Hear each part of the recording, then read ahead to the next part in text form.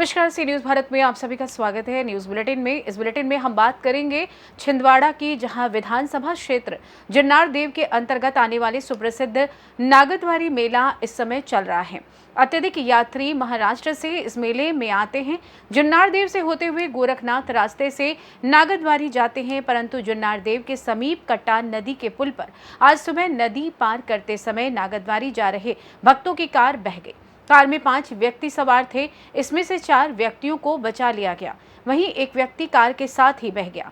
फिलहाल शासन प्रशासन एवं रेस्क्यू टीम मौके पर पहुंचकर उस व्यक्ति की तलाश कर रही है। सूत्रों की माने तो सभी सवार यात्री नागपुर के निवासी बताए जा रहे हैं, जो नागदवारी मेले में जा रहे थे। जुन्नार देव से सी न्यूज़ संवाददाता वीरेंद्र अग्रवाल की रिपोर्ट। अगली खबर डिंडोरी से है, जहां अमरकंटक एनएच सड़क के किनारे लगे सरकारी कीमती पेड़ों को नियम विरुद्ध तरीके से एक टिम्बर व्यवसायी को बेच दिए जाने का मामला सामने आया है। बसपा नेता असगर सिद्दीकी ने आरोप लगाया है कि एनएच सड़क निर्माण के दौरान बीच में आने वाले इमारती पेड़ों को ग्राम पंचायत के सचिव की मिलीभगत से टिम्बर व्यवसायी को बेच दिए गए, जिससे शासन को लाखों रुपए का नुकसान होने का अनुमान लगाया जा रहा है। वहीं पंचायत सचिव ने मीडिया को कुछ भी बताने से इनकार कर दिया। इस मामले में जिला पंचायत अध्यक्ष ने जांच की मांग की है। वहीं जनपद पंचायत के सीईओ ने सरकारी जवाब देकर मामले से पल्ला झाड़ लिया। ये ट्रैक्टर किसका है सर? ये लकड़ी का कटवा के कहाँ ले जा रहा है? कौन कटवा रहा है? वही कटवाता है। कौन सा हुआ है?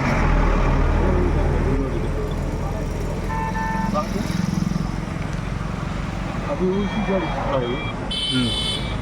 तो कहाँ ले जाएंगे इसको?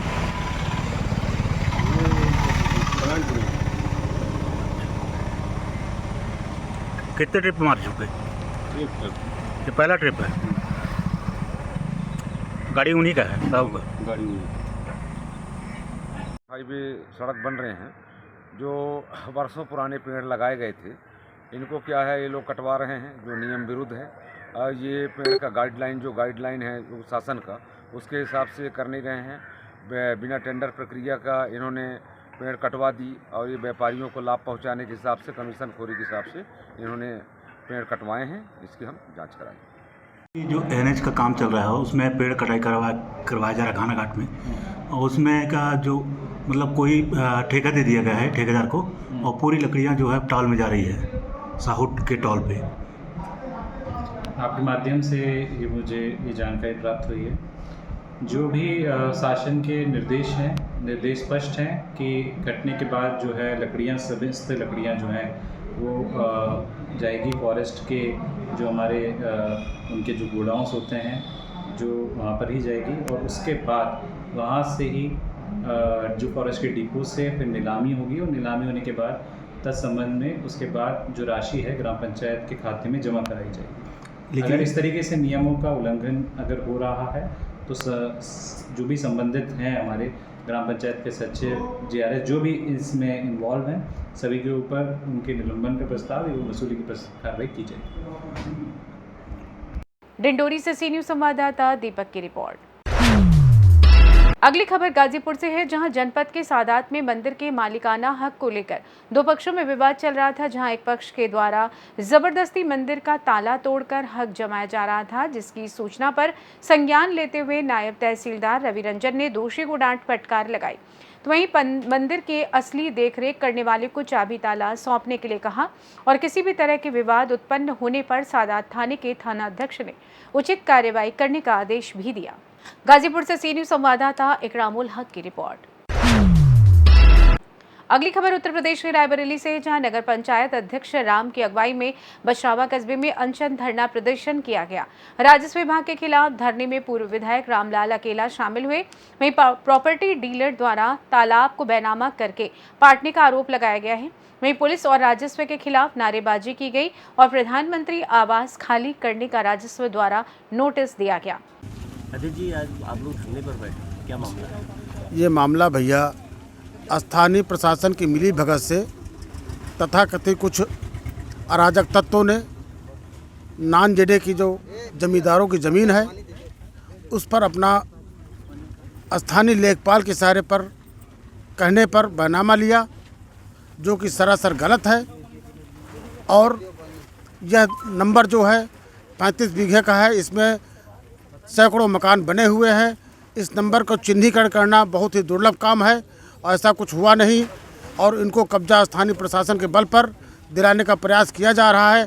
ये लगातार हमारा विरोध है, और जो जहाँ पर इनको कब्जा दिलाया जाने का प्रयास किया जा रहा है, यह एक बहुत सैकड़ों वर्ष पुराना गहरा तालाब है।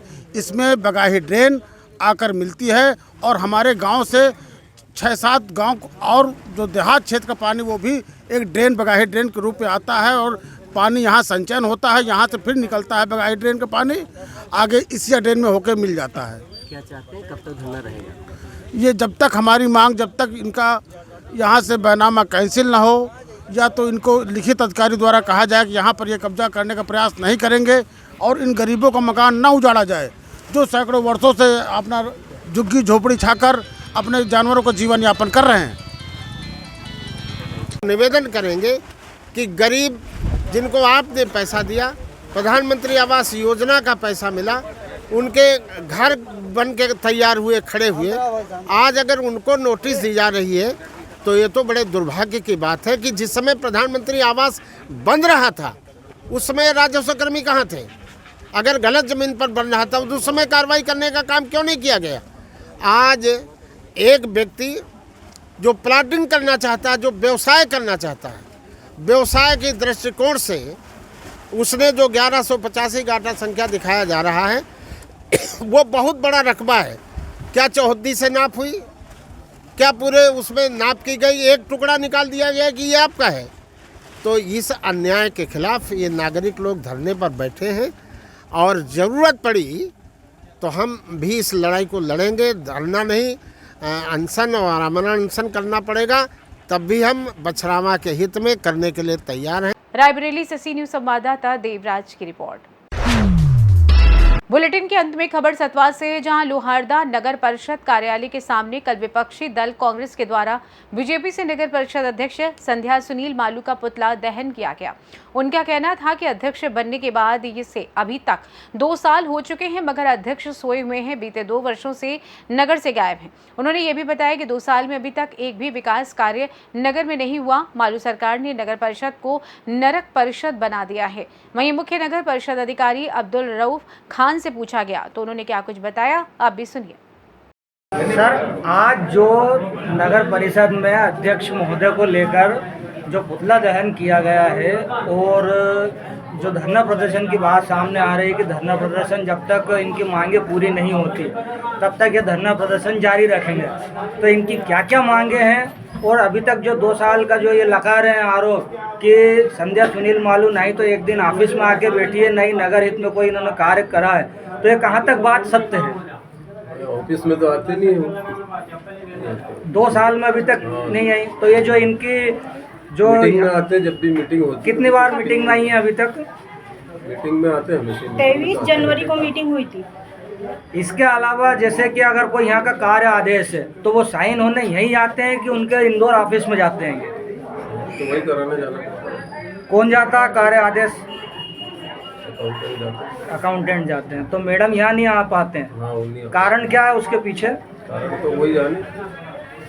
और जो इनकी मांगे हैं वो क्या क्या है विपक्ष की? विकास कार्य की है, तो विकास कार्य में तो अभी ये पेयजल का चल रहा काम थी।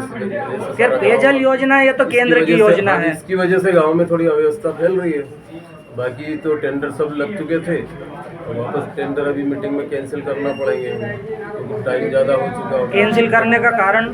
टाइम ज़्यादा हो चुका है। ये योजना चल रही तो उसमें कर नहीं सकते उस काम को। योजना चल रही ना ये पेयजल की, इसमें अपन उस काम को कर नहीं सकते। तो इनकी मांगे कब तक पूर्ण हो जाएगी? पेयजल का खत्म हुआ और सब ये टेंडर वापस लग जाएंगे। इनका ये भी कहना है कि हाईडी रोड जब से नगर अध्यक्ष बनी है, जब से हाईडी रोड भी अभी तक नहीं बना है। आधा रह गया, आधा क्यों नहीं बनाई? ना कोई नाले वगैरह बने हैं।